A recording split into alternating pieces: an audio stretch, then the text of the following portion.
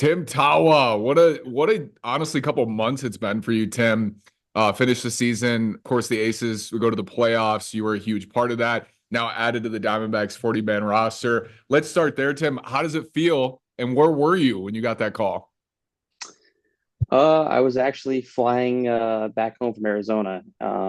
Just head back to my parents' house, and it was really exciting. It was quick, but just felt good. It felt like a thing where the team believes in me. I think I can help them, and it's just even more motivation if that's even possible to continue working hard, continue trying to get better, and um, just do everything I can to prove to the Diamondbacks that they made the right decision. Yeah, there's no more paper moves that need to happen now, Tim, for you to get to the big leagues. Just a phone call now. How does that sound to know like that's all it's going to take? You're on the 40, you're ready to go. It's exciting for sure. I think that for me, I'm not going to try and focus on that. Try and keep it very day to day. At bat to at bat, moment to moment, and let the cards fall where they will. But it's definitely an exciting step and something that is very rewarding. It makes you feel good about the work that you put in and that you're continuing to move forward towards that ultimate goal. What does the offseason look like for you? What's the Tawa family up to this holiday season? What's the plan?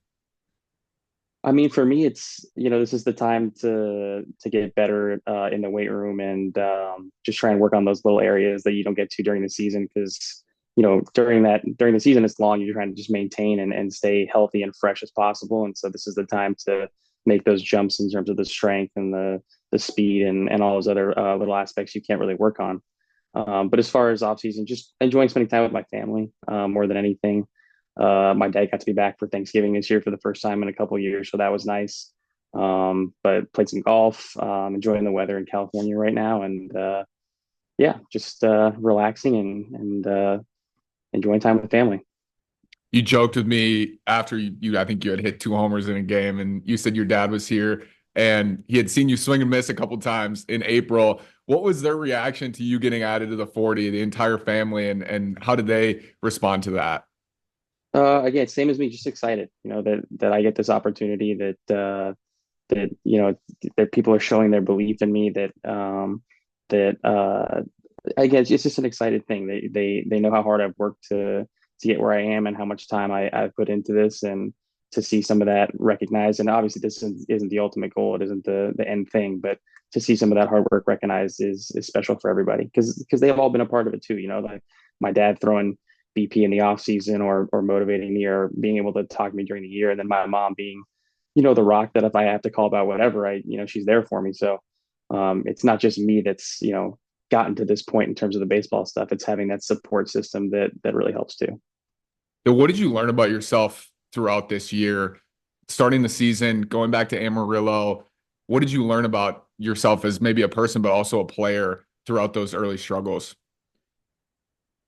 That's a good question. I think that just the most important thing in this game is just believing in yourself. And I'd be lying if I said that there wasn't some moments in there where you're like, man, can I do this? Like I'm doing this or that, and I'm frustrated and whatever. But I think ultimately just being consistent, trusting the process, trusting that what I'm doing is the right stuff, that I'm working as hard as I possibly can to have success. And then once you start to see those results, you start to see those little things that are showing up, whether it's even in practice, like or before the game, you see that stuff you've been working on with a coach in the infield or whatever. And you're like, oh, that's starting to feel better. Whatever it is, just continuing to work and get better and believe in yourself. I mean, um, getting sent down is never a fun thing for anybody.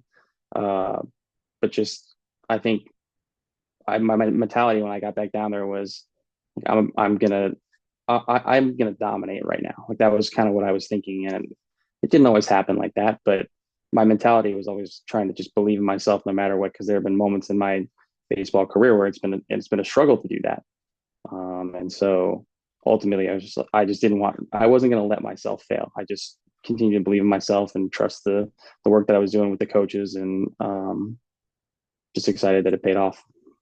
I asked Logan Warmouth because he was up and he had been down in Amarillo midseason. I was like, who's down there taking the best at bats? Because I was curious, like, who's next up to Reno? And he, without a doubt, right away said Tim. Tim's taking the best at bats.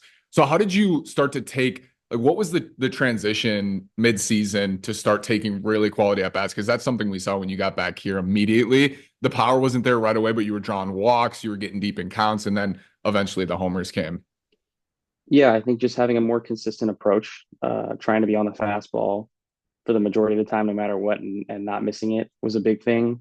And then just trusting the process that, that I had the routine that I'd created, knowing that it got my swing to where it needed to be every day. And even if it wasn't feeling great, knowing that going out there with what I had was good enough to have success on a certain day. But yeah, just trying to be more consistent with each thing, like the process, the routine staying the same, the approach staying the same, and being really diligent too with the reports on pitchers and feeling like I was prepared going up there to the plate too made a difference. Some power numbers. Only one guy in the entire organization had more homers than you this year, Ketel Marte, who finished third for National League MVP. Last 2 seasons, you have the most homers in the system. Do you view yourself as a power hitter? Is that something you've always had, like going back to high school? I've never viewed myself solely as a power hitter. I've tried to do a little bit of everything well, trying to be a well balanced, well rounded player. I think sometimes it just happens that you elevate the ball and it goes out of the ballpark. But I think the biggest thing is just trying to have consistent hard contact. There are sometimes reminders like you'll be in the cage and there'll be a pitch outside and you'll hit the ball in the barrel, but it's rolled over to the left side. And like that'll be frustrating at times, but in the game, when you're fired up, because a barrel is always a good thing. But I mean, I don't really consider myself to be the power guy. It's kind of just happened over time. I think, as I've gotten bigger and stronger, that helps too. But generally, just trying to be a more, well-rounded, balanced player that can try and hit for power, but also drive the ball to all fields and execute when the team needs you to when you're getting a runner over or whatever it is. Firmly on the map now, Tim, for DBacks fans. You're on the 40. I was getting some texts like, where did defensively, where was he playing, right? When he was up at AAA. Kind of tab as a utility man right now. Do you take pride in that defensively, or do you see yourself maybe stronger at a certain position where people aren't aware of? No, I take pride in the utility aspect of it. I like being somebody that can be versatile and play a lot of positions. There's still some spots where I definitely need some work and need to grow and get some more experience there. But I really, really like being somebody who I feel like the manager of whichever team I'm on can just like if someone needs a day in a certain spot, I can go play there and they can fully trust that I can get the job done. It's something that I've worked really hard at, and it's taken a lot of time, but I really enjoy that process. The stuff that goes into the pregame work of trying to, again, like kind of like we talked about with being a balanced hitter, being a balanced fielder too, being able to do the infield, the outfield, wherever it is to help the team and to contribute to making the team better. What did you learn? You said in April when you turned 25, you're like, I feel so old. I'm 25, but on average, our average age I think was 27 on the offensive side because we did have some vets on this group. And what did you learn from Albert Almora, from Kyle Garlick, from all those guys? We had some big time players come through. Colton Wong came through here. What did you learn from being around those guys? I think you just watch them and look at their process, and you kind of try to take little tidbits from them, like Albert with how consistent he was with his routine, or Garlic with how he would approach certain pitchers, or whoever it was. You kind of watch and learn because those guys have been there and done that, and they're incredible players and incredible leaders too. So I think for me, it was observing a lot of the time too, but also I learned that they are always asking questions too. Like when I came up the second time, some of those guys like I would have an at bat and they would ask me questions about this and that. And it wasn't that I was a younger guy or whatever. They value everybody's opinion in terms of trying to get any kind of advantage um, to beat the pitcher when you're up there and win that at bat. So mostly just observing and seeing how they go about their process and handle their business because they're uh, professionals and they've been there and done that. And it's something that you can really look forward or look to and strive to be like. But also just that they're always learning, always trying to get better and get that little advantage. Do you feel like it's more or less difficult because you mentioned when things are going not as well to just stick with your process. When things are going well, how do you stay steady, stay humble, stay locked in, and making sure you want to remain producing at that high level? Well, it's all the same thing. You try and just remain as even keel as possible. You can't.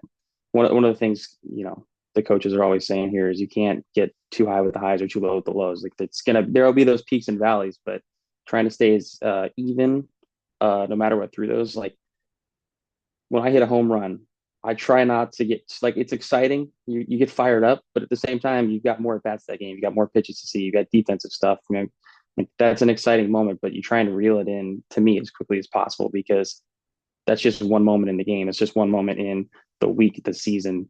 And so trying to remain as even keel when you're going bad too is the same thing. Like as long as you're trusting your process and knowing that the work you're putting in is getting you where you need to be. Um, like those downs should, in theory, flip, and the highs, like you want to stay up there as much as possible, but staying at as hot as possibly can sometimes doesn't happen either. So remaining as even keel as possible and kind of just trusting the process, and not throwing the results out the window necessarily, because seeing the results is always good and it helps with um, maintaining that, like just playing well, but um, just trying to be as even keel as possible and let the results fall where they will. Played with Jordan Lawler at the end of the season, Del Castillo, PCL MVP. So much talent in that lineup. Alec Thomas. How excited are you potentially to be with those guys you've been through the minor league system with at the big league level? Oh, I mean, super excited. I mean, the the game is always fun to play, but the teammates that you have along the way, the relationships you make, that's what makes coming to the ballpark every day super fun. So, I distinctly remember watching Lawler make his debut. I remember watching Del Castillo this year make his debut. And so those moments, just seeing those guys have that experience is super fun. And getting to play with them this year for a little bit, just guys like that who are just really good dudes that make coming to the ballpark a lot of fun because you get to hang out with them and then you get to play a game. That's just the best. That's what makes this job so great, are the teammates that you have and the coaches you have. So um, just excited that I got to play with them this year, and who knows what the future has in store. But guys like that who are just real quality guys, they make coming to the ballpark fun every day.